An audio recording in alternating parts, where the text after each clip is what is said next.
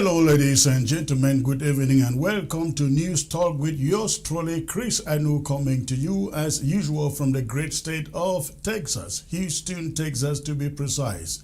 Be warned, it is as hot here like hell. Like hell. That is how hot it is here in Houston. I am sitting here under an air-conditioned room, but I am literally draining water out of my body. That is how hot it is here today. Welcome to the show and thank you for joining in. Tonight I will take you into the camp of Issa Tchiroma and La République du Cameroon. We are going to filter what is happening. Issa Tchiroma has now filed a formal lawsuit against Paul Biya, not just against Cameroon. Of course, he should not be filing any lawsuit against Cameroon. He has filed a lawsuit against Paul Biya and his top-ranking officials, including generals, gendarmerie, and police commanders. If you can imagine the top echelon that lead that country. Now the question is, what does that even mean? With Paul Biya still in Switzerland, going to a month, the answer is it adds to the wars that have engulfed La République du Cameroon for 10 years, beginning October 2016, when Paul Biya declared war on the part of the country he calls his. We're going to do justice to that with my panel tonight.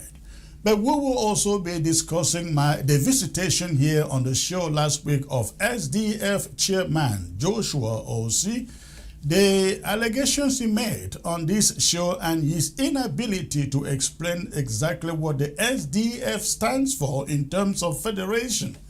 We are going to revisit that show with my panel here and we will take their thoughts on that. So please, I'd like you to stay tuned as I come back and delve straight into these stories. Stay tuned. I'll be back. The workplace is changing faster than ever before. Whether you work in healthcare, education, law, content creation, insurance, real estate, human resources, accounting, or nursing, AI is becoming part of your everyday job. The question isn't whether AI is coming. It's whether you'll be ready. At Certified AI Academy, we teach practical AI skills through live, interactive classes led by experienced instructors. Learn the tools employers are already using today. Invest in yourself. Learn AI now, or someone who already has learned will be used to replace you. Certified AI Academy is now enrolling for our July session. Seating is limited and available on a first-come, first-served basis. Call or text 346-271-0711 today and secure your future. Grab your opportunity now. The workplace is changing faster than ever before. Whether you work in healthcare, education, law, content creation, insurance, real estate, human resources, accounting, or nursing, AI is becoming part of your everyday job. The question isn't whether AI is coming. It's whether you'll be ready. At Certified AI Academy, we teach practical AI skills through live, interactive classes led by experienced instructors. Learn the tools employers are already using today. Invest in yourself. Learn AI now, or someone who already has learned will be used to replace you. Certified AI Academy is now enrolling for our July session. Seating is limited and available on a first-come, first-served basis. Call or text 346-271-0711 today and secure your future. Grab your opportunity now. All right, ladies and gentlemen, thank you for staying put out there. Please, if you are joining by way of YouTube, go ahead and hit that bell and the subscription button so that every moment we are live, you are one of the first to receive notifications of the live broadcast. And if you are watching by way of Facebook, also go ahead and hit the subscribe or the follow button to follow us on the Facebook. That way you are also able to get notifications every time that we are live. We are live. All right, I will take you into the main subject of the day, which has to do with Issa Tchiroma and the lawsuit against La République du Cameroon. On June the 15th, Issa Tchiroma filed a formal lawsuit in Paris against Paul Biya in the backdrop of what happened in the aftermath of the October 12, 2025 presidential election. That is going to be the subject of my talking point, and after my talking point, I will bring in my guest to do justice on this subject. But for now, the talking point. Cameroon has become accustomed to political surprises, but few could have predicted the latest twist now unfolding beyond its borders. While President Paul Biya remains in Switzerland under what officials have described only vaguely as a medical stay, a political bombshell has exploded in Paris. Former ally turned bitter rival Issa Tchiroma has filed criminal complaints before the Paris Judicial Court, accusing Paul Biya and more than 20 of the country's most senior officials of responsibility for alleged atrocities committed in the aftermath of the disputed October 2025 presidential election. Whether the case ultimately succeeds is almost beside the point. Its political implications have already begun to reverberate through Cameroon. It arises at a moment when the country is navigating perhaps the greatest uncertainty of Biya's 4-decade rule. Not simply questions about his health, but questions about succession, questions about continuity, and the future of the state itself. According to Issa Tchiroma, the legal action is the culmination of months of investigation. Tchiroma says evidence was collected, witnesses interviewed, testimonies documented, and chains of command established to identify not only those who allegedly carried out abuses, but those who ordered them also. The complaints reportedly target President Paul Biya alongside senior members of the presidency, ministers, military commanders, senior gendarmerie officers, and police officials. The choice of Paris is not accidental. The Paris Judicial Court has authority to hear certain international crimes under France's principle of universal jurisdiction. In limited circumstances, French courts may investigate and prosecute allegations involving crimes such as torture, crimes against humanity, and other grave international offenses, even when they occurred outside French territory, provided statutory jurisdiction conditions are met. Universal jurisdiction exists because some crimes, they say, are considered so serious that they concern the international community as a whole. Whether those legal requirements are satisfied is ultimately for the court to decide, and such proceedings are often lengthy and procedurally complex. That alone elevates this lawsuit beyond ordinary political theater. Government officials have attempted to dismiss the case. Labour Minister Gregoire Owana described Issa Tchiroma's case as nothing more than an attention-seeking exercise, insisting the ruling CPDM is focused on future elections rather than Tchiroma's legal maneuvers. Such dismissals by the CPDM may reassure party loyalists, but they do little to answer the larger questions now confronting the country as a whole. Those questions begin in Switzerland. Nearly a month after President Biya departed for medical attention in Switzerland, Cameroonians remain confronted by a familiar wall of official silence. Speculation has filled the information vacuum.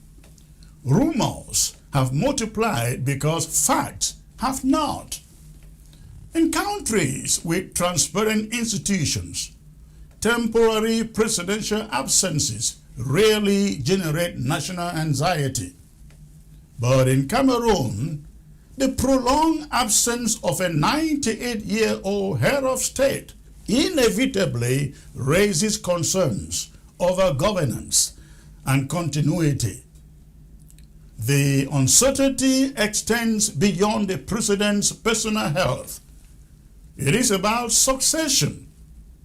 Cameroon has operated without a vice president capable of immediately assuming political leadership in the moment of uncertainty. Every prolonged absence, therefore, invites renewed debate over who would effectively steer the country if the presidency suddenly became vacant or the president were unable to discharge his duties. Political elites, investors, diplomats, and ordinary citizens alike are left contemplating scenarios that the government appears reluctant to discuss openly. Now comes Issa Tchiroma's lawsuit, introducing yet another variable into an already fragile political equation in La République du Cameroun. The debate is no longer simply whether a French court will register the complaint. It already has. The more consequential question is whether the proceedings advance to a substantive examination and ultimately whether any findings emerge against those accused. Even if the process takes years, as international human rights litigation often does, it places Cameroon's political leadership under renewed international scrutiny. Suppose, for argument's sake, that Issa Tchiroma eventually prevails on significant elements of his case. The consequences would extend well beyond Paul Biya. The complaints reportedly encompass ministers, presidential advisors, the Ferdinand Ngongos of the world, you can imagine, also senior military officers, police commanders, and gendarmerie officials. If international legal findings were issued against figures occupying the highest levels of government, Cameroon could face profound diplomatic, political, and institutional consequences. International travel by some officials could become more complicated. Foreign governments and international organizations would likely reassess their engagement with Cameroon. Above all, confidence in state institutions could suffer another serious blow. Domestically, the political ramifications could be even greater. Opposition parties in the country would almost certainly portray any judicial developments as validation of long-standing accusations regarding governance and accountability. Civil society organizations would find renewed momentum in demanding institutional reform. International human rights groups would intensify calls for independent investigations and greater transparency within the country and its leaders. Whether or not those demands succeed in whether they succeed is another matter entirely, but they would become increasingly difficult to ignore. Perhaps the greatest lesson from this episode is not legal, but political. It illustrates how unresolved domestic disputes increasingly migrate beyond national borders when confidence in domestic institutions is perceived to be weak. Once international courts become venues for political accountability, governments no longer control the arena in which those debates unfold. The courtroom becomes global, the audience becomes international, and the political cost potentially much higher. Cameroon therefore finds itself confronting several crises simultaneously. An aging president whose prolonged medical stay continues to fuel speculation. An unresolved succession debate. Persistent political divisions following a contested election. And now, an unprecedented international legal challenge targeting the country's highest leadership. Each issue alone would be manageable. Together, they create one of the most uncertain political moments Cameroon has experienced in years. The coming months will determine whether this lawsuit, Issa Tchiroma's lawsuit, becomes a symbolic political gesture or evolves into a landmark international legal debate. Either way, one reality is already evident. The questions surrounding Cameroon's future are no longer confined to Yaoundé. They are now being asked in courtrooms, diplomatic circles, and international institutions far beyond the country's borders. And that is my talking point on the subject of Issa Tchiroma's lawsuit, ladies and gentlemen. I am being joined from Europe by Taki Michael, who has been on this show previously. It's a pleasure to have you, sir. Yes, it's a pleasure to have you, have me, Chris, and thank you very much for once again inviting me to your program. Thank you for giving me this opportunity to talk about this very important subject that is clouding the atmosphere in Cameroon. And all right, you hang on in there. I'll come back to you for the start. We are also being joined by Sama Thomas, joining the show from Belgium. Sama, it's a great pleasure to have you back, sir. Thank you for having me, Comrade Chris. Let me say hi to my brother who you just introduced earlier. All right. Mike, let me start with you. You listened to my monologue and you are very much aware of this lawsuit filed by Issa Tchiroma against not Cameroon. This is not a lawsuit against Cameroon. It's a lawsuit against those who rule Cameroon, with Paul Biya being the main plaintiff here, followed by his ministers, his secretary generals, army commanders, and gendarmerie officials. The question is not whether the court in France will hear the case. The court has already taken up the case. What do you think is going to come out of this case? And do you think Paul Biya will actually live to go to court, face trial on this lawsuit? Yeah, thanks again once more, Chris, and hello to our viewers. I think um, the first thing that I want to note is that it's absolutely crucial to admit or to agree that an international court has already registered Mr. Biya as a potential offender of a certain well prescribed law. Now this is very huge because for 43 years and counting, Mr. Biya has never been prosecuted. This doesn't mean that it is only now that he has raised enough, I would say, human rights issues that could or that would make him vulnerable for prosecution.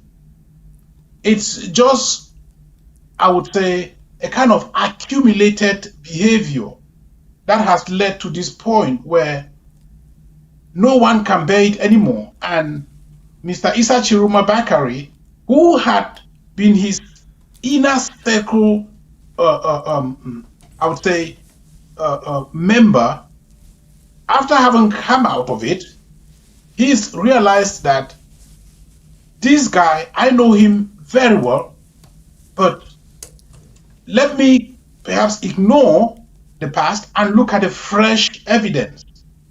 What fresh evidence do we have here? If you remember, Chris, on the 12/10/2025, Cameroonians went onto the poll to choose who should lead them for the next 7 years. Mr. Issa Tchiroma Bakari was one of the candidates. And up till today, there is huge evidence that Tchiroma won. Now, what happened after the elections? Mr. Biya was declared the winner by the Constitutional Council, which is, of course, an arm of Mr. Biya's government, as we would say. The Constitutional Council, there is evidence that they are not as independent as they may claim to be. So they declare Biya the winner. And this is aided by the election Cameroon called Eleka, because they falsified, or I would say spun, the actual result in favor of Mr. Biya. As if that was not enough, what happened when Mr. Tchiroma said, hey, can you please explain? Or the people of Cameroon, who are the sovereign, who went to the poll to vote, they said, this is not what we voted for. How come? We need some explanation. What happened? You saw yourself, Mr. Anu, it became violent. People were arrested, people were tortured, some were killed. I mean, a lot of things, people disappeared. And this did not continue, this did not just happen, it wasn't spontaneous. It's not like you would say, oh, there was some sort of, I would say, people behaving badly that the government chose to use some sort of measured method to keep down or calm down the tension. No. They brutalize people in broad daylight. Al Jazeera and other international media showed this. People were arrested even days after, not even on the, like, it happened the first day, people, the chaos, you know, sprung on the streets. People were brutalized. The next day, the police and some gendarmerie officers, and I'm sure, I think even with some soldiers, came out, especially in cities like Douala, and they were walking from one door to the other, just to arrest and torture people who were just expressing their disgust against what happened on the 12th. You would think that in the 21st century, these people would be answered in a certain way. No. As usual, the regime decided to brutalize people, and since then, it led to Mr. Issa Tchiroma fleeing out of the country for safety in the Gambia. Now, since then, this man has gathered enough evidence, and he said, I cannot continue to support this. And as you also know, every human being has the right under the Universal Declaration of Human Rights, and even the people's right, to at least voice out what they do not find true as the truth. You cannot suppress the truth, regardless of how much, I would say, torture or violence you use. These people were just expressing the truth, and which is the truth of the ballot box. Mr. Tchiroma won. These people were coming out to say, this is enough, we cannot tolerate this. And what happened to them? They were abused, brutalized in broad daylight. So this is part of the evidence which Mr. Issa Tchiroma is relying upon, and decided that no matter what, I will not continue to take this. And he took the matter to the French court under the universal jurisdiction principle. And it's so crucial. It's very important that people understand, Cameroonians in particular, understand that for a court to admit evidence and make it clear that they were going to, or to admit a case and make it clear that they were going to pursue or require evidence, or I would say list the case as something to be heard, it must be very important. How long it will take for this to come out publicly or for the hearings to take place is not really important. It is just the fact that this has been registered. Mr. Biya has never been recorded before to stand in front of any judge. But smartly enough, Mr. Issa Tchiroma, he decided to start with the main person at the top. And in your monologue, you did mention some of the gendarmerie officers or the security officers who chose to authorize certain sorts of violence, including some of the ministers. So their names are already recorded in France, in Paris, and the same court that is prosecuting this case, there are arms of the court in places like Germany, and as you know, Mr. Cho Ayaba Lucas is facing similar trials. It is under the same principle that Mr. Issa Tchiroma has chosen to prosecute the authorities in Cameroon. Yes, he's not prosecuting the whole of Cameroon, because what Cameroonians fail to understand is that Mr. Biya is not Cameroon. He's just he's a Cameroonian. He's not Cameroon. For 43 years and counting, he has made the country to be as if it is his country. He has made everything in the country to be under his control. But unfortunately, it is coming to a moment where Cameroonians must admit that Mr. Biya is not Cameroon. He is a Cameroonian like you and me, and even those yet to be born. So, yes, I think Mr. Paul Biya will answer to the courts in Paris. Whether or not he's alive at that time is not really relevant.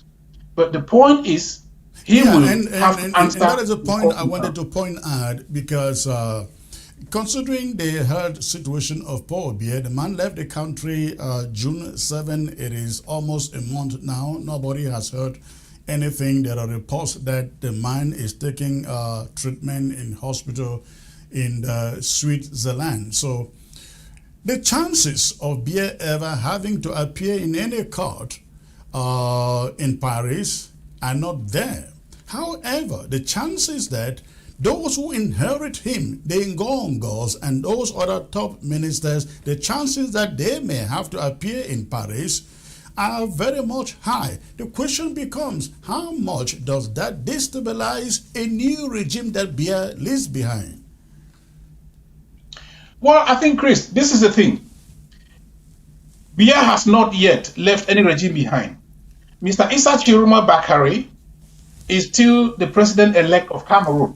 And he is fighting. No. I hear you there. I have not read this lawsuit. I read exactly what they are asking for. But my understanding is Issa Tchiroma is not saying that my victory was stolen. He is saying that people were intimidated, they were arrested, they were tortured, some died, some are still in jail. So Issa Tchiroma is not claiming in this lawsuit that he is a legitimate president of Cameroon. How do you think Issa Tchiroma goes back to becoming the leader if he's not claiming that in the lawsuit? Thanks, Chris. I think it is crucial for our viewers to understand one thing. Mr. Issa Tchiroma Bakari won the election. Now, he is the president, the legal president of Cameroon, prosecuting the usurpers, not on the basis of the theft of the election. It's crucial to understand. The theft of the election is something else to be dealt with by Cameroonians. But for you to brutalize people, for you to do what the regime did, he is not actually prosecuting Biya as the president, but as an abuser of human rights. So if you look at it, it is not the position, it is not the post, or it is not the post of the president that we are talking here. We are talking about him as a human being, and if you listen to what I said, but Mr. Paul Biya is not Cameroon. Maybe you have read it. I do not understand. Maybe you have read it. I have not read it. I read just a press statement. Just give me a second. Let me read this point. You respond after. I don't know how Tchiroma can sue Biya as a person, not as a president, because I don't know how you pinpoint Biya as a person to any crime that was committed, but you can pinpoint at him as the president for crimes committed under his regime. Yes, that is absolutely possible. The reason is this: if you are a parent in a house, if you claim that you are the parent of a house, and there is anything happening in that house, and for some reason there's some level of blurriness in what exactly is identified to be the problem, what do? You go to those who are very, very clearly identified. Everything that is happening under the Mr. Biya's regime, he has to be answerable to it. Now, it so happened coincidentally that Mr. Issa Tchiroma Bakari, it is because of him that Cameroonians were brutalized. And it is not directly because of him, but because of an election that the people were standing up against, election theft. The sovereign people of Cameroon chose to say enough is enough. We want our votes counted, and we want our votes assigned to the person who merits our vote. But what happened was human rights abuses. Now, Mr. Issa Tchiroma Bakari is coming out to say, enough is enough with these human rights abuses. I am not going to take it anymore. And to be honest with you, Chris, I think even in the court, they will be more focused on who did what, not their positions. So far as your name is flagged, so that makes they my will point, look into though. detail. How do you indict or say Biya was directly involved in the atrocities in the aftermath of the election? Okay, now this is the thing. Don't forget, Mr. Biya at this moment, by nature, which is something that you and I cannot avoid, okay, we may say he is, in a way, as an elderly man, he will be having a lot of medical problems or health issues.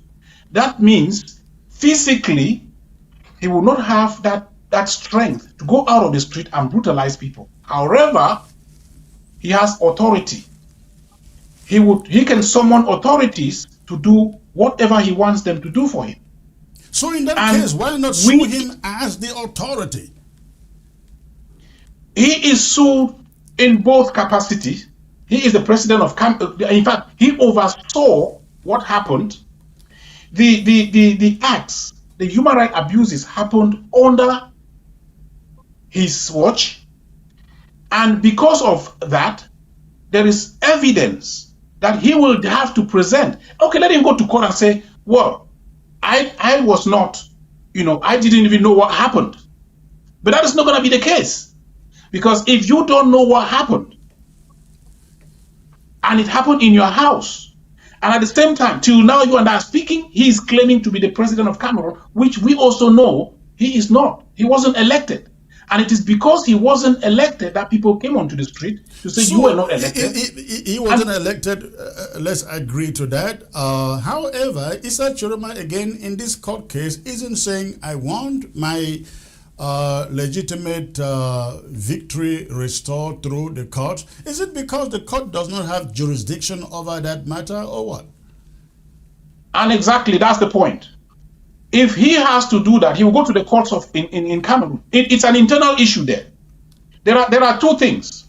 Chris, wherever we are in the world, we may belong to a certain government, but in the end, God, the Almighty, he's a sovereign. He owns everything on earth. He has given every single creature its own rights. And some of these rights that no one has to take from someone else is the right to unnecessary abuse, unaccountable abuse, the right of people to be able to live freely wherever they are. There is no government in the world that has the right to just use human beings the way they want to. Otherwise, we would have had certain governments that perhaps would be slaughtering their citizens and even use them as food. But this cannot happen because every country has certain basic rules to live by. And these rules, even if they are not written in any constitution or in any laws, God had written them by saying that every single human being is my creation and they must live freely. But if any other authority chooses to abuse God's human being, there are courts in the world that has the right to go over any boundary, to look into the crime in a more just way, to say, all right, this crime that has been committed needs to stop. So the court in Paris is not coming to solve Cameroon's internal issue, but the court is coming to address issues that would have been addressed even by a court in Germany, or issues that will be addressed by any court in the world. So this is what the court in Paris is doing. Internal issues like let me bring in hang on there. Let me bring in Sama Thomas to the discussion. Sama, you have probably read about this case, and again, this case involved Paul Biya and his top-ranking ministers and directors, secretary generals, and so on in the country. Do you see any victory ahead? Of course, if there is victory, it may take the next 5. In fact, Issa Tchiroma's term would have expired before that case is even resolved. Do you see any way that can affect the political succession in the country? The answer to that question is a big no. Reason being that I don't see why the court in Paris will even admit such a case in front of their session. Reason being that they will say Issa Tchiroma haven't exploited local jurisdiction or local remedy before carrying his case to Paris. Again, secondly, the economic interest of Paris is still intact in La République du Cameroon, so Paris will not jeopardize that economic interest because he wants to admit a case brought before a Paris court against Paris for what is going on. For Biya is there on behalf of Paris to defend Paris' economic interest. So any case placed in the court in Paris is bringing that case against Paris and against Paris' economic interests, so that case will be thrown out for lack of admissibility before talking of victory. No victory is going to come there, for they will throw it out of the court for lack of admissibility. Secondly, let me go now to my brother. When I used to see my brothers like this doing the things they are doing, I'm wondering if all of us are really Southern Cameroonians. Because Southern Cameroonians, like my brother, are in the business of whipping for cows, goats, and chicken that died as a result of a train crash that left the north to Yaoundé down to Douala. But they've never wept over Southern Cameroonians that are being massacred for over 30 years today.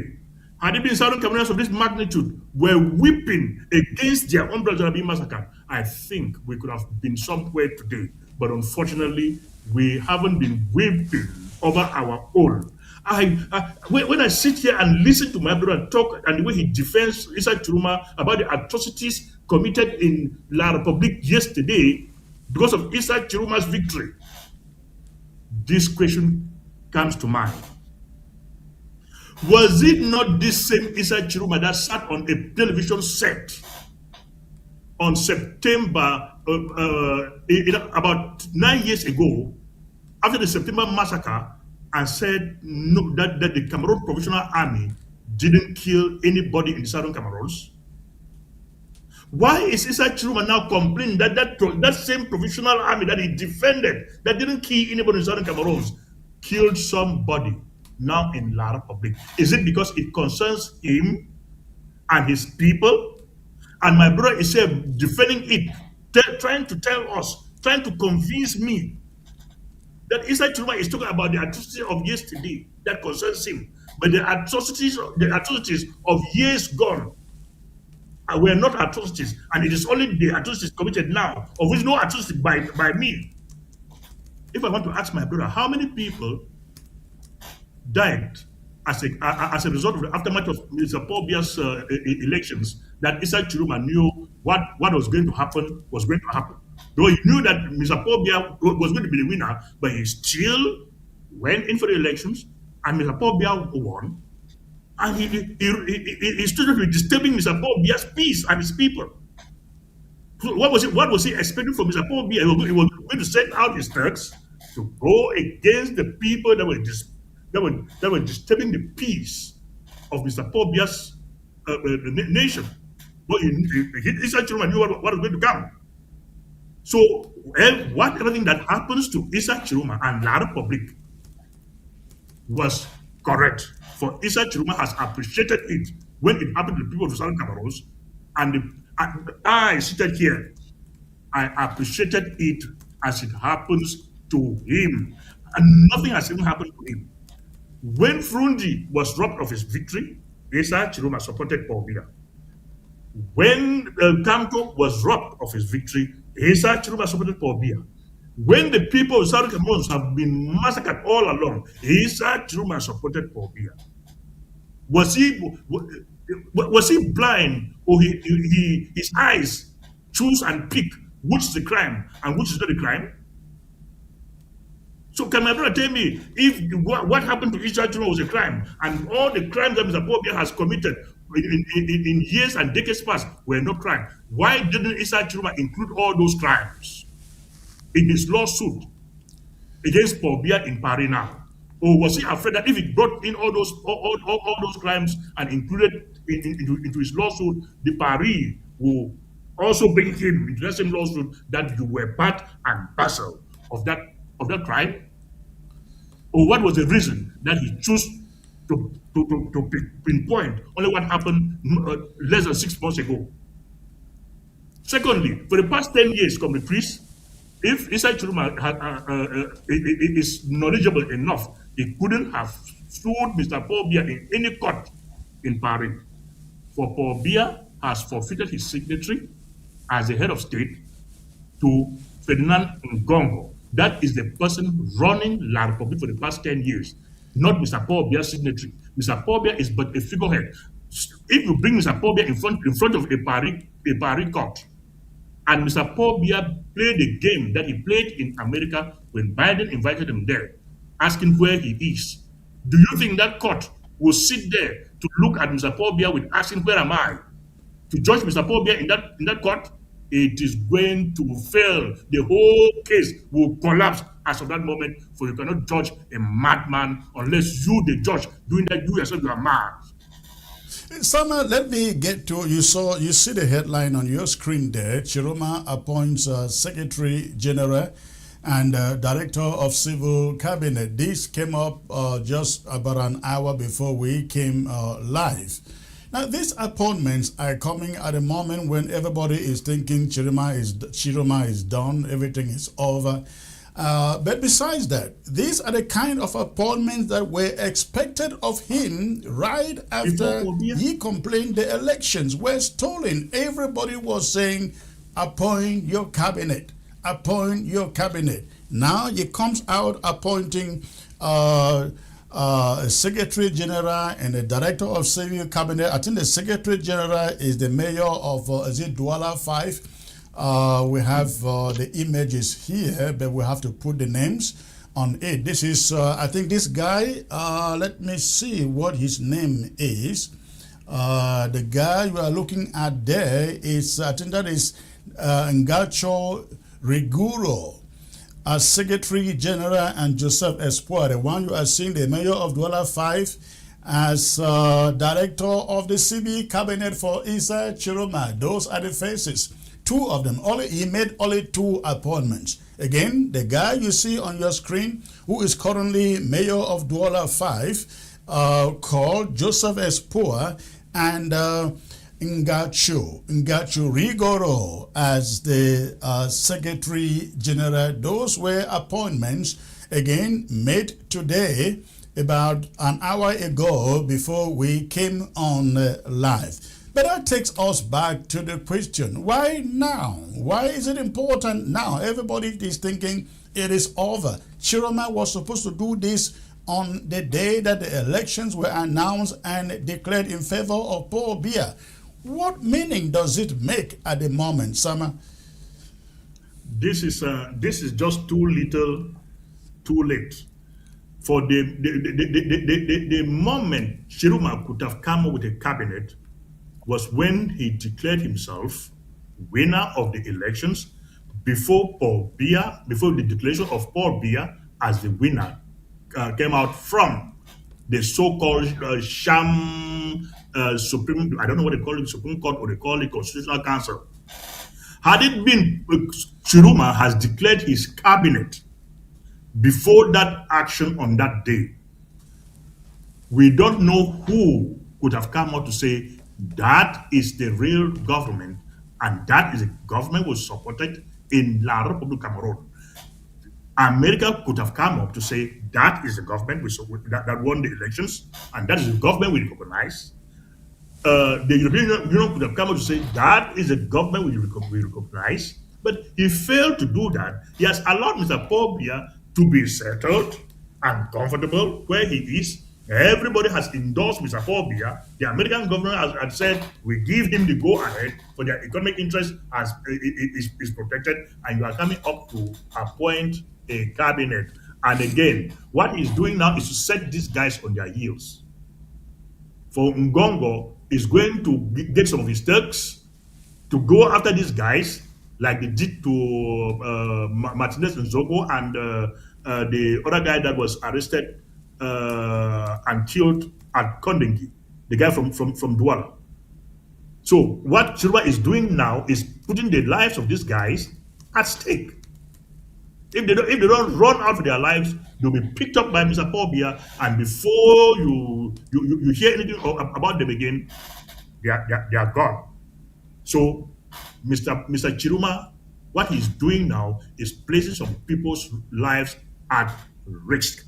This is what he could have done long ago, not now.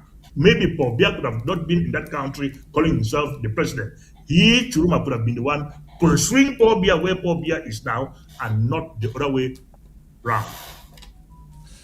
I would like Michael to step in there and see if he can attempt an answer to the question. Yes. Why now? Yeah. Yes. Thanks a lot, Chris. I think. Well, I've heard what my brother has said, and by the way, I just want him to understand with the question of Tchiroma prosecuting Biya and thinking it's wrong for him to do that because of what he had done. Things don't really necessarily work that way, my brother. I think you would agree with me that it doesn't mean that because you are a criminal, you should admit, or when you see a crime being committed, you cannot voice it. You may have committed a crime, but when you realize that this was something that I shouldn't have done, you step aside and see how you can correct it. People always have opportunities. Every single person has a second chance. Anyway, with regards to these appointments, like you just said, I think myself, I was not aware before coming on here, and I think if that is what President-elect has done, then I don't think there is such a thing as it is late or it's early. As we stand right now, he's a president-elect. He is on exile in the Gambia, and I don't think he's been there doing nothing. He has been there working. Like I can assure you, he's been working since the day he arrived there. Not that him and I communicate. Let me make this clear. Not that him and I communicate that somebody will say, oh, I'm saying something that he told me. No. I know that for him to have gone to the Gambia and stay there till now, there are some rules. And to make this clear to your audience, the government of Mr. Biya is still after this guy. Even right there where he's in the Gambia, they check what he does and how he does them. So I want to make it this is something I know categorically very well, that this is what is going on. With the appointments that he has made, if at all, I still say, if at all he has made them, if it is true that Mr. Tchiroma has done some appointments, well, I would say it is based on his judgment, and I would not go disputing what he has done. He is a president-elect. He was elected by the people of Cameroon, and for him to be able to do that, I want to respect the fact that the people of Cameroon gave him that power to do that. And it is the same people of Cameroon that I would say, if you gave Mr. Issa Tchiroma Bakare the power to be your president, and he has chosen a cabinet, at this time, it would be a strategic move that he chose to do so based on the mandate that you gave him. And if you trusted him, comrade, this is my question. The people who voted for him expected him. In fact, they urged him to appoint a cabinet right after the elections were declared and Biya declared winner. He sat there up to today, and he has appointed the two people you have on your screen as Secretary General and Secretary of the Civil Cabinet. What does that even mean? Yes. And Yes, Chris. Like I said, I am not. Haven't investigated that to be very, very sure. Yeah, this came up just today. Yes, that's what I'm saying. I am not aware of that. But if it has happened, I am also saying if it has happened, I will believe if it is true, if it is coming from him, I would question very little about the timing. But I would understand that he must have done a thorough thought on what he's doing, because since it's about I think it's close to about 7 months now since he left Cameroon, he has been working, and if he chose to say this is a moment, then I think he is following his plan. The people may have expected him to have done this any sooner, but of course you understand the people they don't also know what he's going through, and again it's left for him to address or tell the people what he's going through. But as it stands right now, if he wants to do that via these appointments, I will not dispute that. Don't forget, he had a spokesperson. That was only one person. He strategically chose them to be his spokesperson.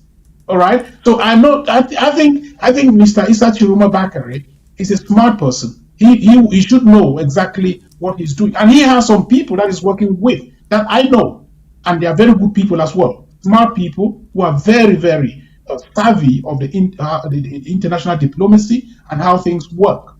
All right. So I'm sure for him to have left Cameroon out of a sudden, running for his life up till now, he wouldn't just jump into, I would say, impulsive behavior of doing things. He would have to sit down and look for just the best people to surround him and give him the ideas on the know-how on how to move forward. And I think, well, that may be what he's doing right now.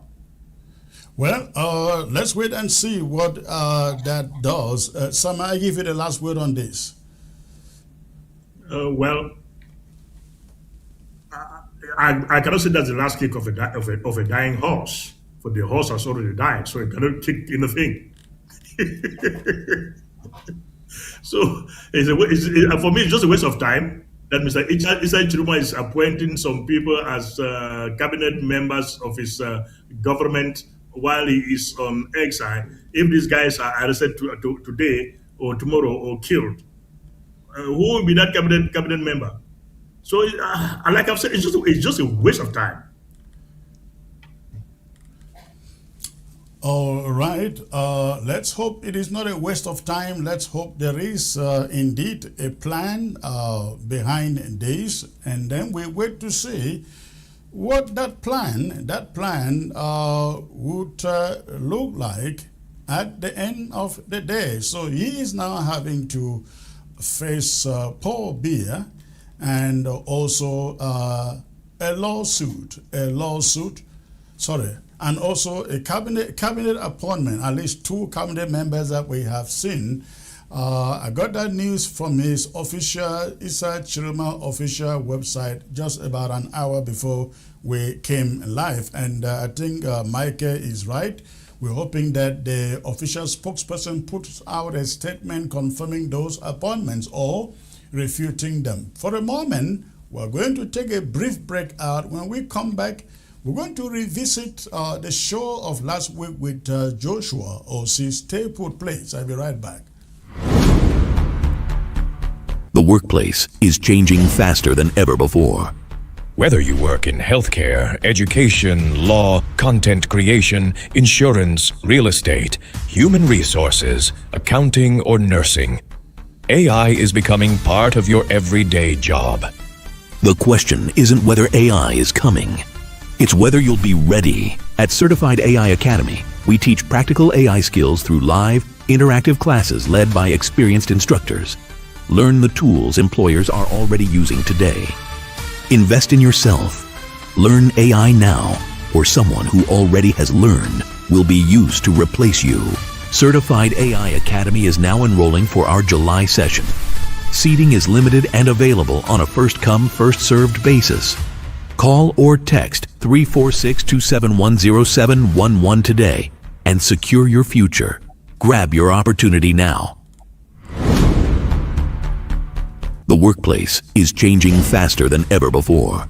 Whether you work in healthcare, education, law, content creation, insurance, real estate, human resources, accounting, or nursing, AI is becoming part of your everyday job.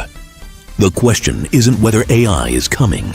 It's whether you'll be ready. At Certified AI Academy, we teach practical AI skills through live, interactive classes led by experienced instructors. Learn the tools employers are already using today. Invest in yourself. Learn AI now, or someone who already has learned will be used to replace you. Certified AI Academy is now enrolling for our July session. Seating is limited and available on a first-come, first-served basis. Call or text 346-271-0711 today and secure your future. Grab your opportunity now. All right, ladies and gentlemen, at this moment, I will take you into my second talking point that has to do with Joshua O.C. Joshua O.C. being on this show last week to discuss the current political impasse in La République du Cameroon. And most of you listened to what he had to say. This is my rebuttal. Let me begin where courtesy demands. Joshua Osei came on this program, and for that, he deserves acknowledgement. In a political landscape where Cameroonian leaders of his standing routinely hide behind press releases, they hide behind party communiques and a comfortable distance of managed interviews, Joshua Osei sat across from us and took questions. That takes a certain kind of courage, or at least the appearance of it. Very few of his peers would do the same, and for that, genuinely, I thank him. But gratitude has its limits, and what Joshua Osei delivered on this program last week was not the performance of a statesman. It was the performance of a politician, and a poorly prepared one at that. What we witnessed was a troubling combination of half-truths, manipulative framing, and on at least one occasion, a breathtaking display of ignorance about the very ideology his party, the SDF, was founded to advance. Let us go through the record. Osei told this audience that Cameroon's special status for the Anglophone regions was never designed to achieve anything concrete. He said this with the casual confidence of a man who believes his audience will not push back. So let us push back now. What then were the regional councils created for, sir? What was the regional House of Chiefs established to accomplish? Were these institutions conjured out of thin air, decorative furniture in a constitutional living room, or what? If the special status was never meant to achieve anything, why did the government of La République du Cameroon invest political capital in selling it to the international community as a solution to the armed conflict that has killed tens of thousands of people in the southern Cameroons and Bazonia? You cannot simultaneously defend a policy as meaningful and dismiss it as purposeless, sir. That is not analysis. That is contradiction dressed in a suit. Then came the question of local government taxation. And here, Joshua Osei did not just stretch the truth. He discarded it entirely. He told this program that, without blinking, that the central government in Yaoundé has not stripped local councils of their authority to collect taxes. We have had mayors, sitting mayors in that matter, elected officials from across the country, calling into this program to tell us exactly the opposite. They have told us in their own words that they now depend entirely on whatever Yaoundé chooses to release to them. That local initiative has been effectively paralyzed, that the fiscal autonomy their councils once exercised has been centralized into the hands of a government that views decentralization as a threat rather than a principle. These are not opposition politicians making noise. These are administrators trying to run communities. Joshua Osei either does not know this, which is alarming, or he knows it and chooses to deny it on live television, which is worse. But nothing, and I mean nothing, in last week's interview with Joshua Osei was more revealing or more damaging to Osei's credibility than his handling of the federalism question. This is the issue that should have been his strongest ground. The Social Democratic Front was not formed to tinker at the margins of Cameroon's political system. It was formed under the towering leadership of John Frundi, with a clear and unambiguous founding vision, transformed Cameroon into a federal state. That was the rallying cry. That was the promise that filled stadiums, inspired a generation, and made the SDF the most consequential opposition movement that country has ever seen. And Joshua Osei, the man who now leads that party, told this program and you that federalism, in its understanding, is essentially about distributing the national cake to the regions according to their needs. Let that sentence sit for a moment. John Frundi, ladies and gentlemen, did not give his life, his freedom, and his health to this movement so that its next leader could reduce federalism to a budgetary allocation formula. Frundi was a 10-state federalist. Ambazonia disagreed with him vehemently, but he had a structural vision, a Cameroon in which power did not merely flow from Yaoundé outward like a favor, but was constitutionally anchored in the regions themselves. He understood, John Frundi understood fundamentally that federalism is about the form of state, who holds power, at what level, and by what constitutional guarantee. It is not about how generously a central government decides to share its resources in a given fiscal year, as Joshua Osei wants us to believe. If that were federalism, France would be a federation. It is not. When pressed on how many states a federal Cameroon should have, Joshua Osei could not answer. The founder of his party had an answer. Frundi did. Osei does not. That is not a small gap. That is a chasm between a man who built a movement around an idea and another man who inherited that movement without apparently understanding its core intellectual architecture. The tragedy of Cameroonian opposition politics is not that it lacks passion. It is that it increasingly lacks preparation.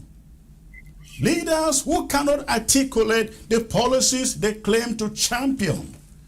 Leaders who deny verifiable realities on live television and who mistake rhetoric for substance are not offering Cameroonians an alternative to the Biya system. They are offering a variation of it. Same opacity, different logo. Joshua Osei is not the solution to what ails Cameroon today. With performances like last week's, he is a symptom of exactly the same disease. And that is my talking point on that subject, ladies and gentlemen. Let me bring back my panel here.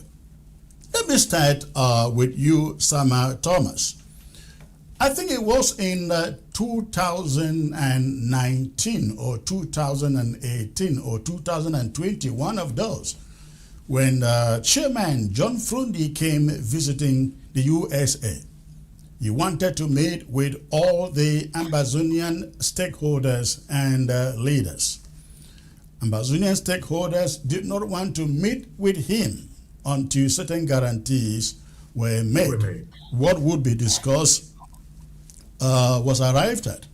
And so I was sent from Houston just by myself to meet him in Minnesota to agree on the subject of discussion. In the subsequent meeting, when I got there, Frundi was so upset. The following meeting never happened because he thought we were all coming together to meet with him right there and then. It never happened. But I had a lengthy discussion with him, and I subsequently followed that, I think, on television for about 2 hours. And I asked John Frundi, you don't want Ambazonia independence. What do you want? I asked him privately. He said to me he didn't want to declare independence. He wanted a situation where Cameroon returns to a 10-state federation. Frundi was able to define exactly what form of federation he wanted. But here comes Joshua Osei on this television set last week. Listen to him, please. Listen. Call it states or whatever, and 20% goes to the federal government because they need to pay for the army and so on, I'm fine with that. Wherever you draw that boundary tomorrow has no business to do with me, because the smaller the boundary, the smaller the money you obtain, the bigger the boundary, the more the money you obtain. So that is not an issue, as long as the federal equalization is correct. So you need to school yourselves when you ask those questions before you come on to talk to people who understand what federalism means. Federalism is not about geography. It is about money. I'll need to beg. This is. I'll need to beg. I'll need to beg you, please. If you were to be, Chris, I'll need to beg you. I really have to go. If you were to be President Joshua tomorrow, and you say, "Hey, when this I is will my be. program, and this is the form of state I want to run," how will you explain the structure of your federalism to your supporters? Well, you want me to repeat what I just said? Oh no. Just answer the question. Well, basically, because honorable, you know there have been you don't listen. You don't listen. I'm starting to answer. You know there's been a debate of whether going back to 1961 federal state. Of course, that is for the one Cameroonese. Some of us on the other side say Ambazonia or nothing. But those of you on the other side, both of you say federalism. My question to you is in Cameroon perspective. If you talk about federation, are you thinking of going back to what obtained in 1961, or creating new states entirely? No. It's not about geography, Chris. All right. It's not about geography. Sama Thomas, I try to turn the question around and around and around to have Joshua Osei say, "Oh, I understand. We, the SDF, stand for 10 state or 20 state or 4 state or 2 state." He said specifically, it is about federalism is geography. Give me. It's not about geography. Yeah. He said federalism is not about geography. What Osei is escaping by saying federalism is not about geography, he is escaping to use that word, the Southern Cameroons, Ambazonia, for that is the geography that wanted to form a federation with the geography of what was La République du Cameroon. That is what Osei is escaping from. Let me go now back to what Frundi said, returning to state federation. That's misleading and misinforming the people. May so rest in peace. No state federation had ever been formed in La Cameroon. The only federation that La République formed in 1961 was a two-state federation between the people of the Southern Cameroons and La République Cameroon, which was never enacted into law. That was La République transforming itself into a federal system, not with the Southern Cameroons. But if we want to maneuver our way through, we'll say it was a federation between the people of the Southern Cameroons and the people of La République du Cameroon, which was a geographical federation. Osei is escaping from admitting the fact that it was a geographical federation. Let me remind Osei, maybe he is listening to us.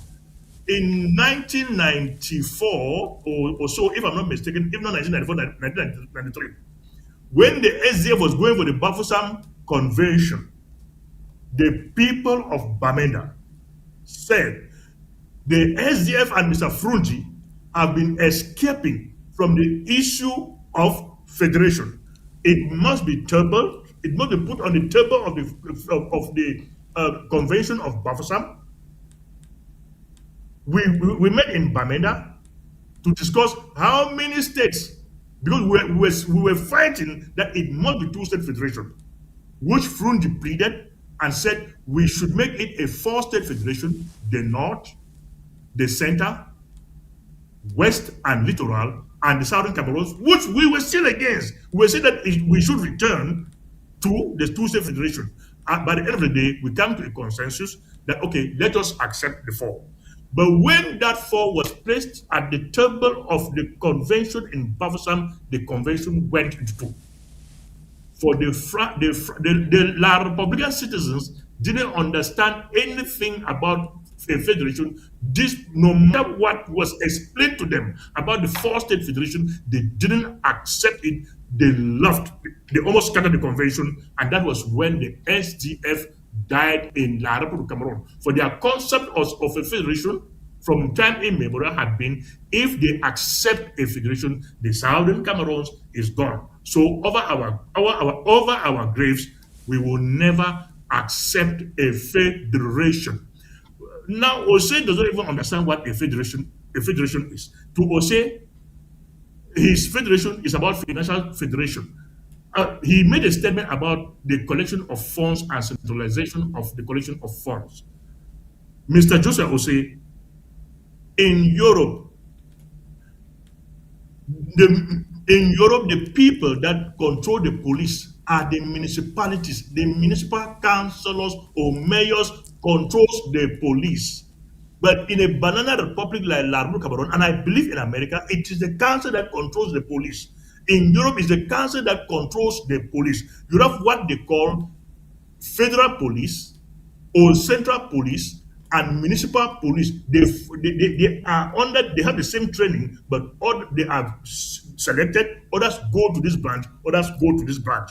But the police is under the jurisdiction of the municipal council. So you cannot tell people in Europe and America that they are centralizing collection of funds in municipality because the councils do not have police to police the collection of funds. That is not what is supposed to be, Mr. Politician or Mr. Osei. The police is under the jurisdiction of the council. And if Mr. Osei is saying that decentralization is not good for the municipalities to be collecting funds, then in Osei's sense, there is nothing in La Republic as decentralization. And for anybody that thinks he can support Osei to be anything, he lacks the political will. He lacks the political framework to give to the people that if I become the president of La Republic of Cameroon tomorrow, this is my program. This is how I want this country to operate. And if you cannot sell your manifesto to the people to buy it now, to vote for you, then you do not deserve even a single vote from the most stupidest person that exists in that country. Mike, I don't know whether you listened to that show last week, but you must have gotten one or two things from my take on it from the monologue. What do you say of Joshua Osei defining federalism as a distribution of the national cake? I think you are muted. You're muted. Oh yeah, thank you very much, Chris. I think this is a very crucial topic to me, and it's right deep in my heart, and I'm sure you know why.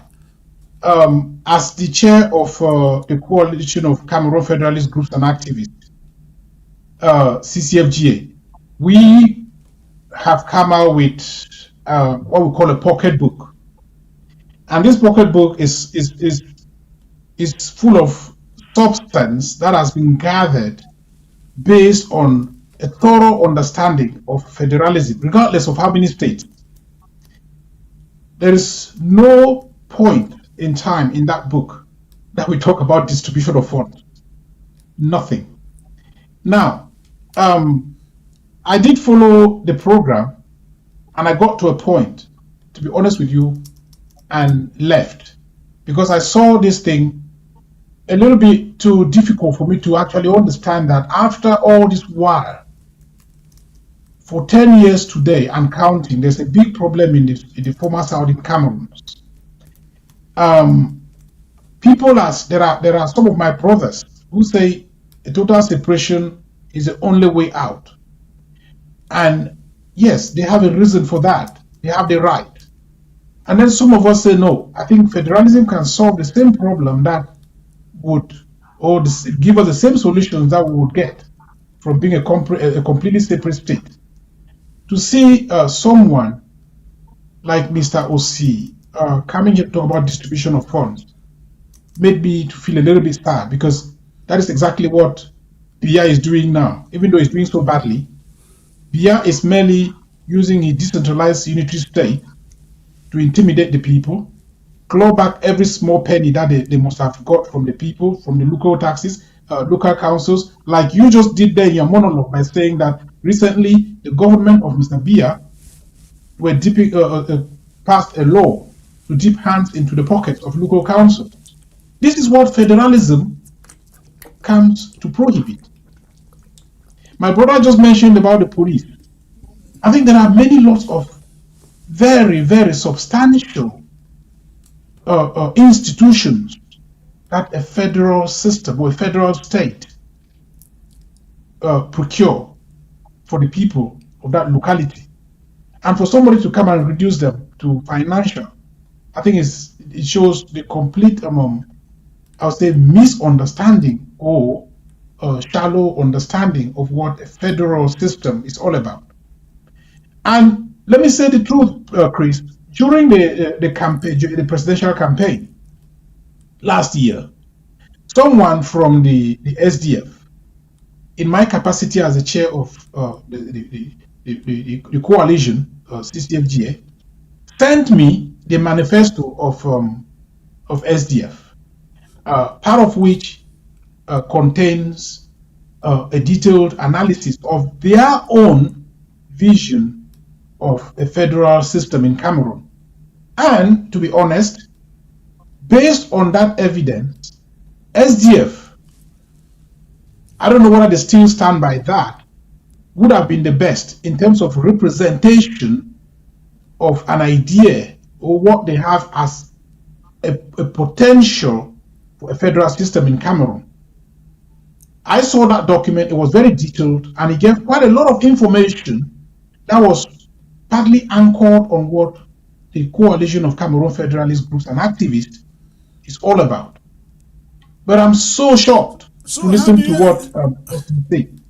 Okay. Yeah, I'm so shocked to hear or to see what Osi just said. Because a federal system, regardless of the number of states, like I said, is based on the geography. It is based on saying, okay, from this part of the map to this one, this is where X is located. The other one takes from there to there, because it is from here that each locality has its own council. But if you say there's no geography, then they will not have any council.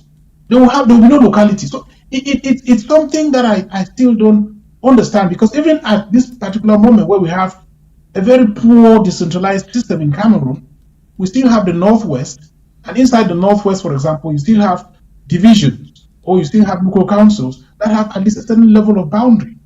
So if OC is coming to think that a federal system will be just based on how they distribute the national treasury fund, then it's unfathomable. A well-organized federal system would have each locality run their own affairs. They will have their own police. They will have their own everything, their own transport system. They will have their own education. They will have their own healthcare.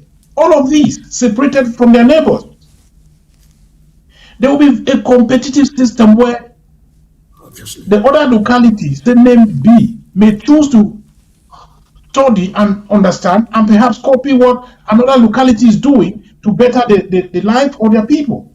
In a federal system, there are some localities that do better than others. And you cannot stop them from doing that. It's simply because of that independence where they know how to manage their resources themselves. And if you admire what they're doing there, for example, you would have in a federal system, some localities will be very clean. Let me use the simplest assessment. They will have some which have a very properly run system. It's a bit like a mini government on its own, but elected by the people, not I would say appointed by anyone, as it is done in Cameroon right now, where the DOs, the governors, the SDOs are appointed from Yaoundé. You will be answerable to your neighbor. If you misbehave, your neighbor just need to pick up a phone call and say, hey, this guy, this is the thing. I don't want him to be representing me anymore.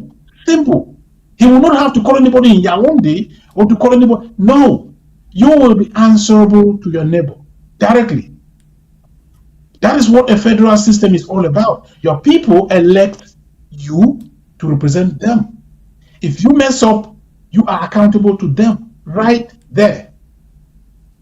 Everything voted. Absolutely. So, even the finance itself, they generate their own income. It's a bit more like saying, right, if you work hard, your neighbor is sleeping, that's their problem. You work hard, you make your money, you run your activities based on your strength. It's a good competition, a healthy one. Hold on there, Mike. I don't want to take the example of federalism in America because people will say, "Oh, that is too advanced to compare with the developing country." But look at next door, Nigeria. Something is happening in Nigeria. You see governors competing with other states' governors as to which state is better developed. You see mayors competing with different mayors as per which local government area is better developed with certain infrastructure. I look at Abia State, for example. Everybody knows electricity is a problem, the number one problem in Nigeria. But imagine the governor of Abia State comes up and says, you know what, we're not going to rely on the national grid anymore. We are going to generate our own electricity in this state for the people of this state so that never again should electricity be off for an hour in our state. They are doing that. You see the state building their own airports, ladies and gentlemen, building their own airports. Listen to this, it will shock you. A few years ago, the BLM Cultural and Development Association bought some caterpillars to send home to the BLM to help with improvement on the roads that people could not use because the government abandoned it. Those caterpillars got there, I think 2 of them. Guess what happened? The government sent a statement to the local people, you cannot upgrade or fix any road, repair any roads. It is the responsibility of the government to fix roads. Think about that. I mean, to maintain your own roads within your municipality, your local government area, government says, no, you cannot do it, but they are not coming to do it. Yet, it is so shameful that politicians like Joshua Osei cannot understand exactly what federalism means to local government. It brings development. It brings competition, healthy competition that improves on the livelihood of the people. I hope he is listening to us. Sama Thomas. Yeah, Comrade Chris. What Joshua Osei is escaping from is just what you've said. Let me remind Joshua Osei, in 1995 or so, during the budgetary allocation of La République Cameroon, La République sent to Ibolova 126 billion francs CFA. Ibolova, which have a population then of less than 500,000 people, but sent a budget allocation to Bamenda and Boya 4,500 billion franc CFA. When that money came, the governor of Bamenda, I don't know if it was it was somebody from Bafoussam. I forgot his name. When this issue of contracts came up, Bamenda people went there, or contractors from Bamenda went there to obtain contracts for culverts. This guy asked them, "You people want me to give you contracts? Can you people buy the wheel of a wheelbarrow before I will give you guys a contract?" So even the 4 billion that is sent for Bamenda and Boya is put in the hands of their own people, and that money ends up in La République, not in Bamenda. So what is Osei trying to tell us here?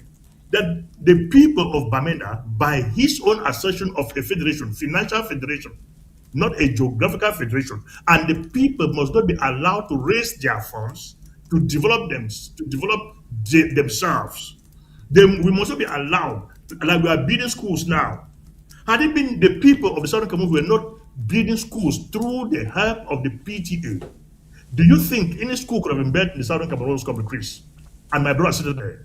Because all the schools in the Southern Cameroons, at least 90% of those schools are built by the PTA, and up till now, majority of the teachers are still being paid by PTA and not government teachers. This is what Osei is telling us, that we must not emulate, for it's a bad system. It must come from Yaoundé so that our system should be completely gone. We must never, no development will ever take place in Southern Cameroon. You are talking about the people of the Bialem. How many times have the people of Bamenda fought? Let me put Mancon into play.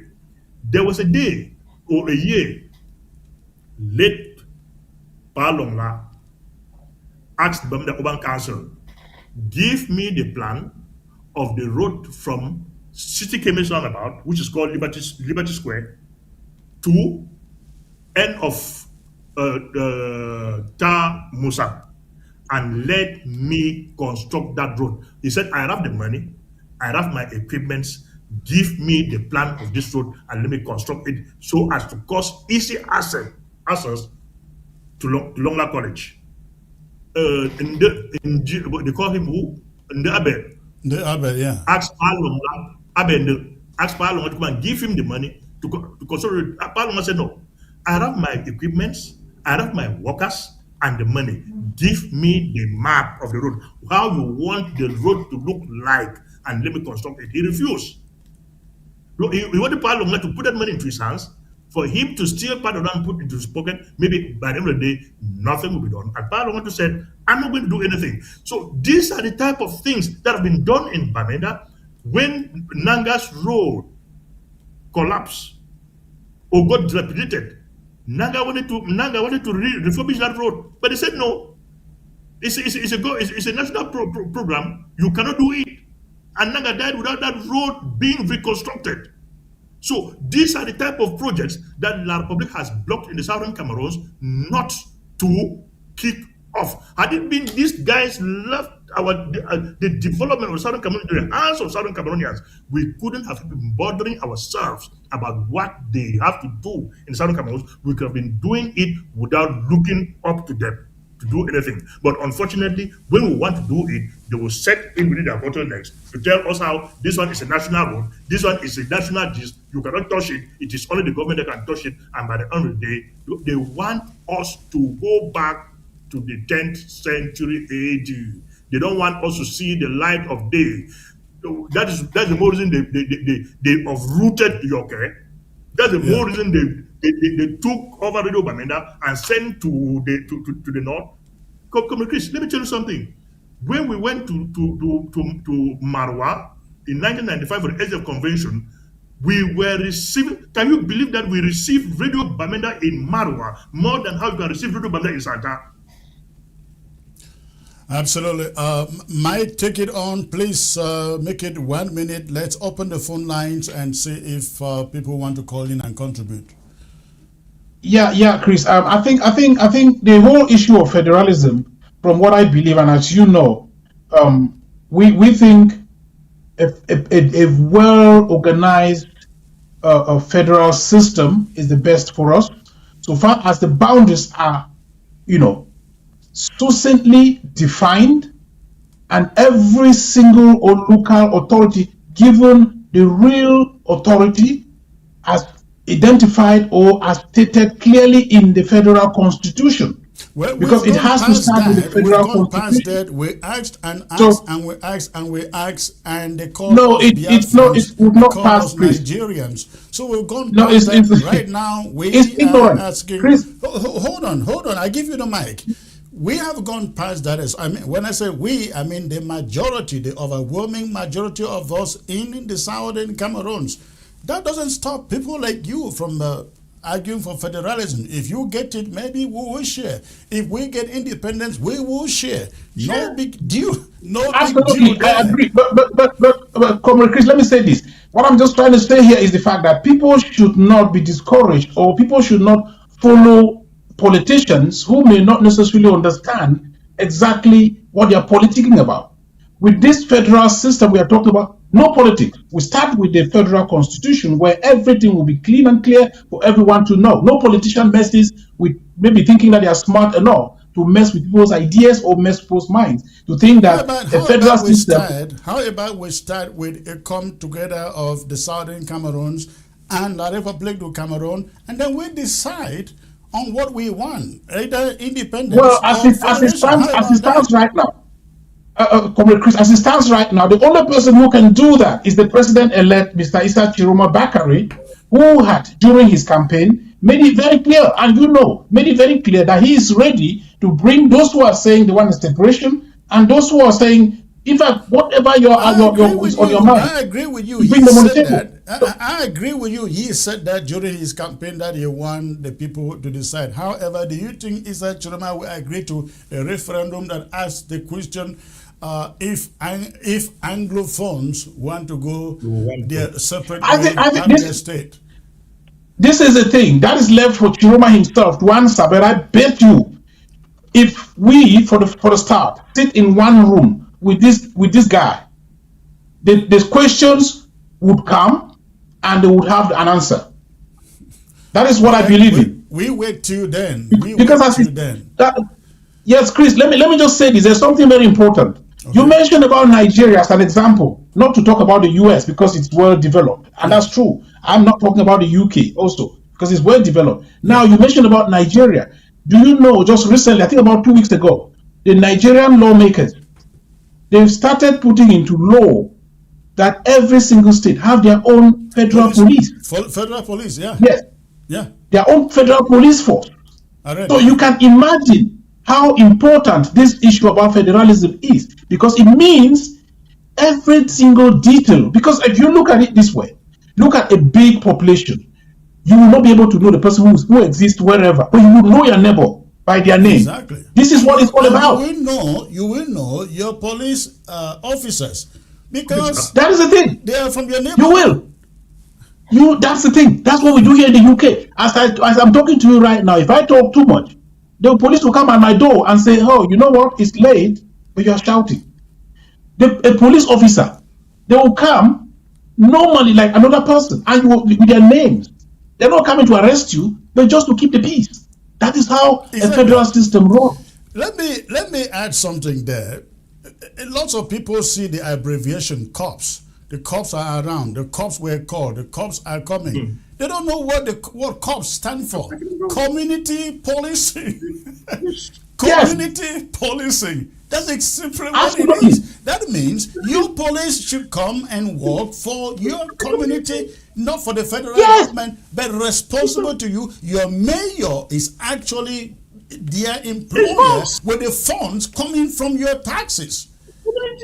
You look at your tax, everything is spelled out. This for policing, this for council for carrying your rubbish, this for your this for everything, this for paying the police.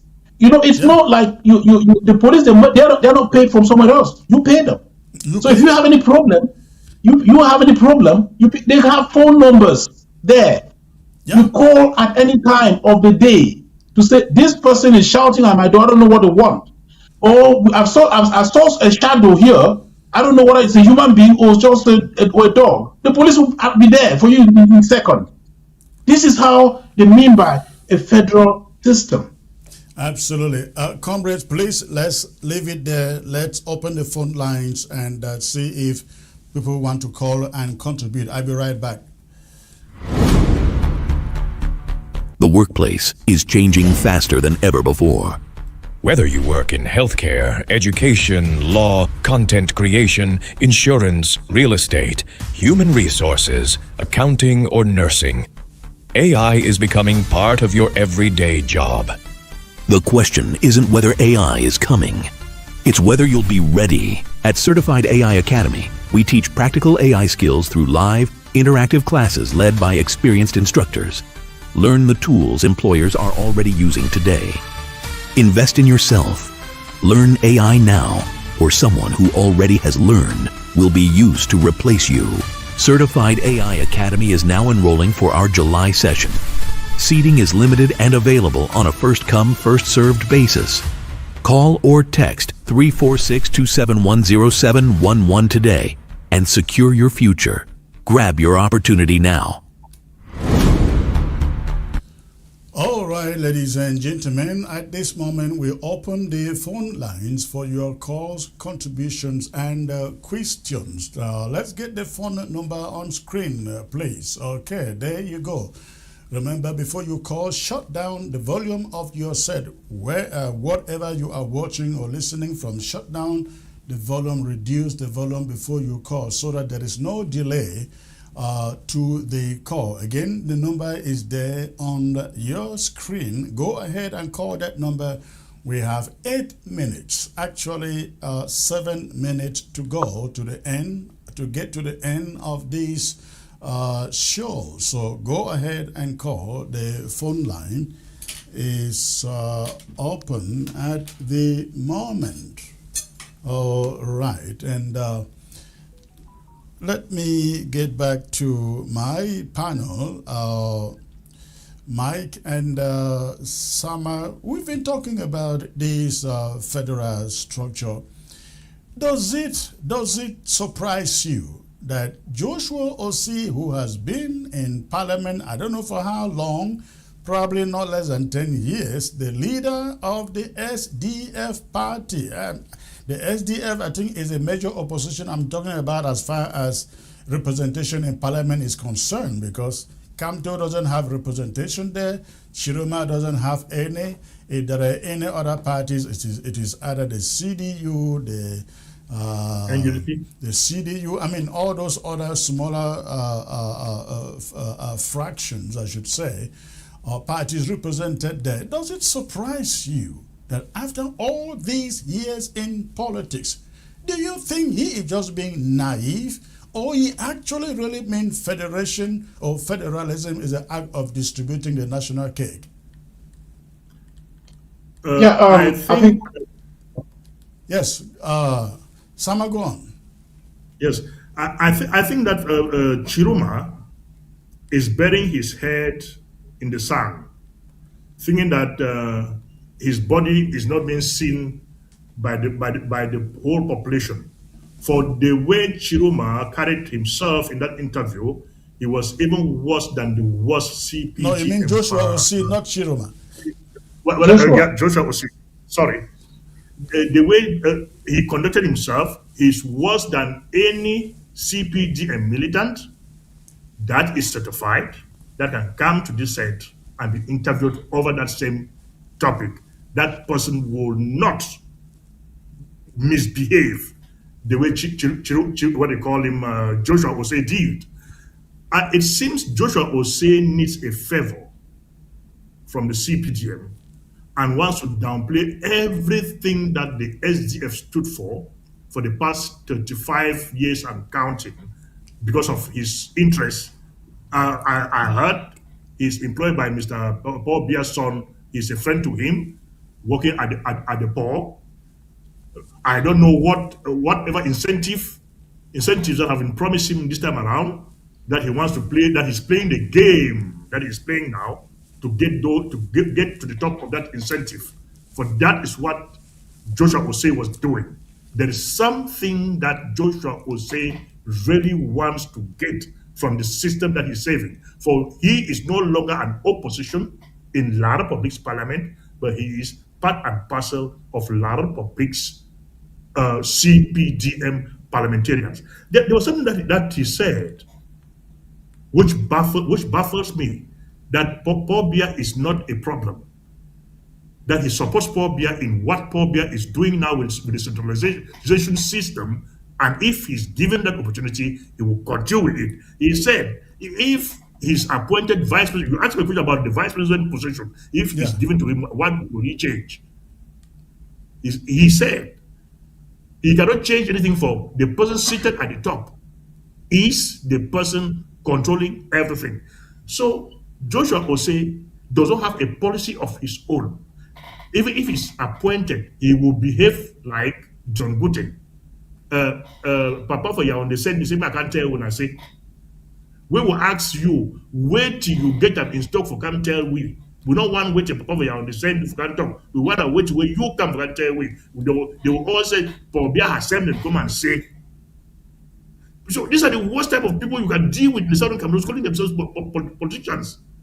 And what annoys me the most is the fact that Southern Cameroonians still depend on this type of people to lead them.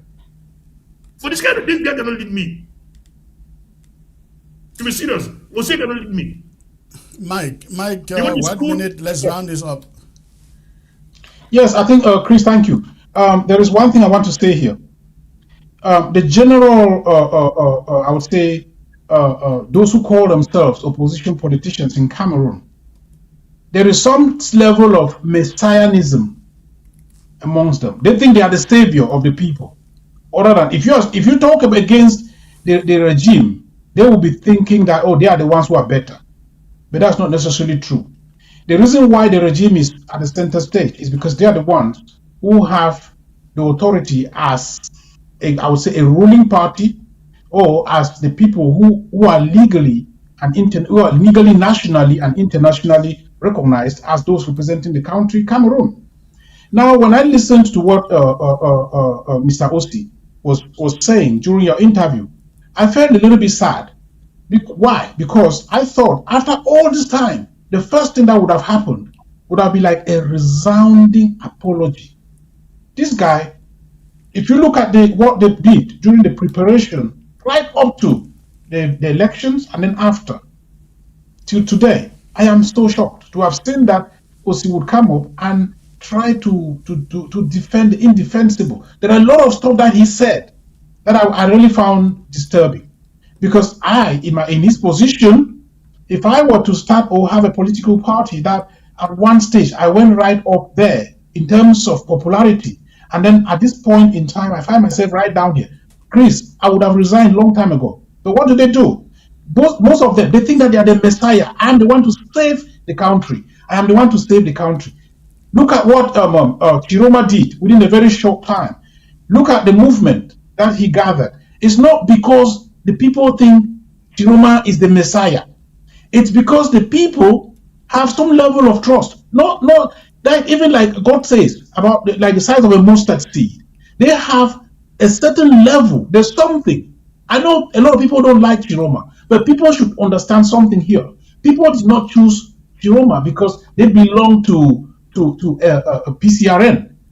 They chose him because they saw something in him. And the question would have been, why did they choose Tchiroma, not me? I've been on the stage as an opposition party for a long time. Yeah, why did they not choose me? Believe me, Chris, I would have resigned. As a leader of a political party, to see somebody who was nowhere to be found to come and do what Tchiroma did, I would resign and say, maybe there's something I'm doing wrong. That I think, for the sake of my party, things have to change. And maybe those things that have to change may not necessarily come from me. Somebody is having something that can lead this movement forward. Not only to OC, there are many other political parties there in Cameroon that still cling onto the power, claiming to be the messiah to save the people. No. Cameroonians are smart these days. And I would like to tell them that they should keep being smart this way. Any politician who is coming up, whatsoever, who has been on the stage for all this time without doing anything that is measurably reasonable for the people, should watch out. They should be kicked out. All right, gentlemen, we are going to end it here tonight. Time is up against us. Thank you for joining me tonight. You have a great night, sir. Thank you for having me. Thank you very much. And thank you for having me. All right, all right. Okay, ladies and gentlemen, we are going to call it a night here. I look forward to coming back here on Wednesday with a very special investigative report of some human trafficking that has been taking place in Nigeria involving Cameroonians, countries from around the Central Africa, West African region, and something that I think it should be heard. And if possible, the different governments should hear about it. Recently, the Cameroonian government, the national security chief, put out a statement about it, and we're hoping that the Nigerian government too can put out or do something about it, because that is actually happening on its soil.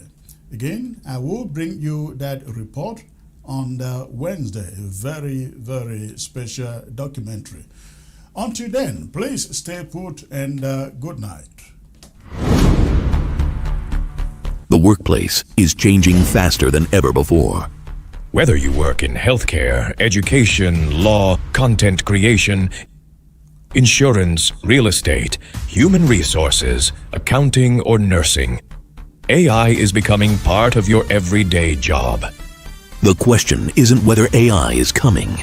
It's whether you'll be ready. At Certified AI Academy, we teach practical AI skills through live, interactive classes led by experienced instructors.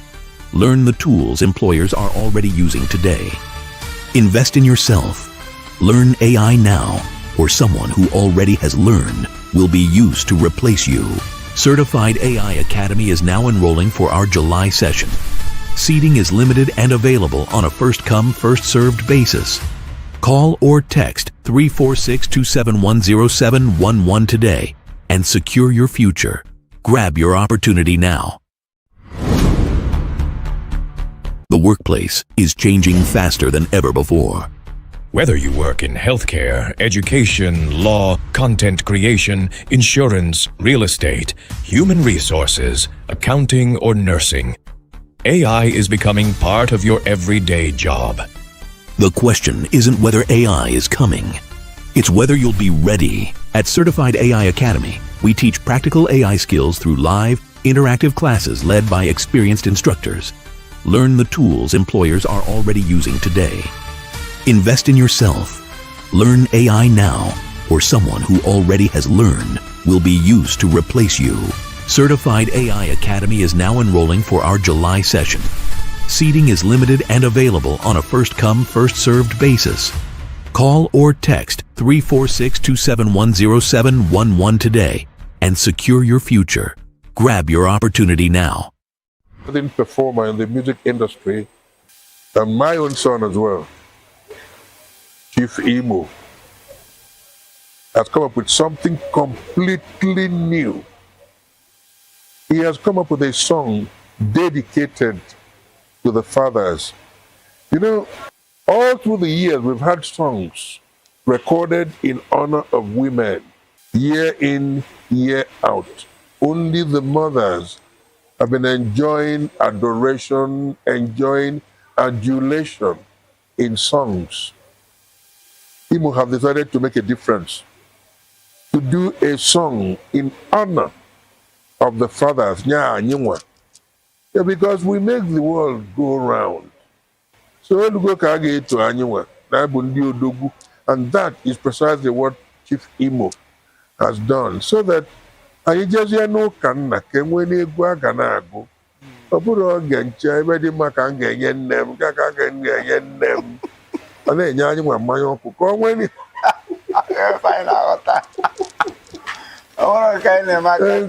ezigbo ibe a ga-enye anyị. This is why I am particularly delighted with this song. When I listened to it, it gave me a lot of joy. So I said, no, I must be part of the projection. This is why I am here. Enjoy it.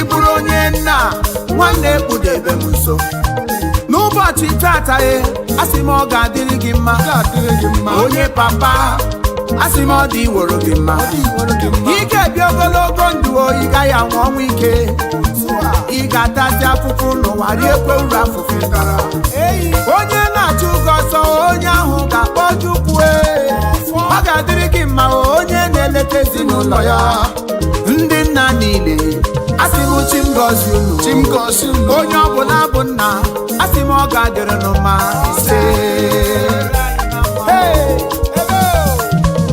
ndị nna niile ọ ga-adịrị unu mma onye ọbụla bụ onye nna asị m ọ ga-adịrị unu mma onye ọbụla bụ onye nna nke na-eleta ezinụlọ ya onye ọbụla bụ onye nna nke na-eleta mama ọ ga-adịrị gị mma ọ ga-adịrị gị mma ogologo ndụ na isi papa m ị ga na-eje eje na-abata ọnwa agaghị egbuchi gị ezi n'aha onye kere m ọnwa agaghị egbuchi gị ezi n'aha onye nwe anyị ndị nna niile ọ ga-adịrị anyị mma ise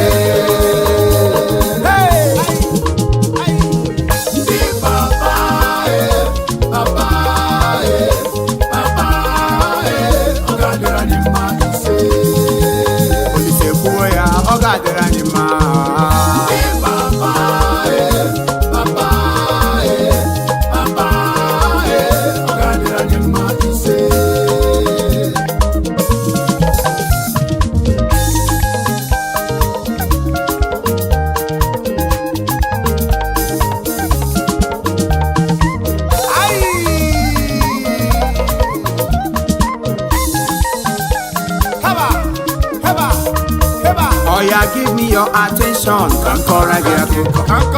I said draw closer. Come call na akụkọ. Ihe ọbụla na-eme n'ezinụlọ kwa nna ka ga-akpọ. Na aga-akwụ ụgwọ akwụkwọ. Ọkwado nna ka ga-akpọ. Na aga-akwụ ụgwọ ụlọ papa ka ga-akpọ. Ịma na hụrụ ya ba nne m akpọba papa. Ihe ọbụla na-eme n'ezinụlọ nna ka ga-akpọ. Onye ọbụla bụ onye nna nwanne kwupụrụ ngokwu. Onye ọbụla bụ onye nna asị nka gị maka ide. Papa, papa, papa, papa, ewo. Ndị nna niile ka anyị tụọ ha ide. Teba, teba, teba, teba, teba, teba, teba.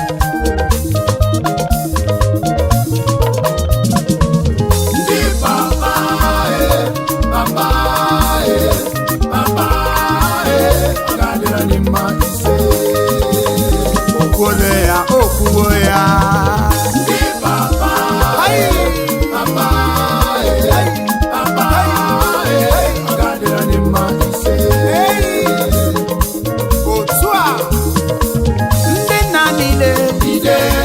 ga-adịrị unu mma onye ọbụla bụ onye nna ọ ga-adịrị gị mma onye ọbụla bụ onye nna nke na-eleta ezinụlọ ya asị m ọ ga-adịrị gị mma chi m gọzie gị ogologo ndụ na-arụ isi ike isi papa m ọ gọzie papa ya gọzie mama m maka nne na nna ha ncha na-arụkọ ọrụ ezinụlọ niile asị ọ ga-adịrị unu mma papa.